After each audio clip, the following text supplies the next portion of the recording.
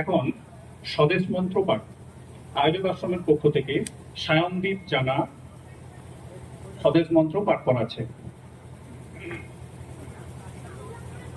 হে ভারত, এই পরানুবাদ, পরানুকরণ, পরামুখাপেক্ষা, এই দাস সুলভ দুর্বলতা,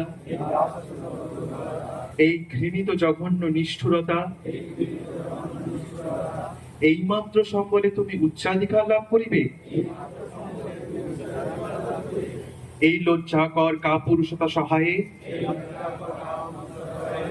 তুমি বীরভোগ্যা স্বাধীনতা লাভ করিবে? হে ভারত, ভুলিও না তোমার নারী জাতির আদর্শ, সীতা, সাবিত্রী, দময়ন্তী। ভুলিও না তোমার উপাস্য উমানাথ, সর্বত্যাগী শঙ্কর। ভুলিও না তোমার বিবাহ, তোমার ধন, তোমার জীবন ইন্দ্রিয় সুখের, নিজের ব্যক্তিগত সুখের জন্য নহে। ভুলিও না তুমি জন্ম হইতে মায়ের জন্য বলি প্রদত্ত।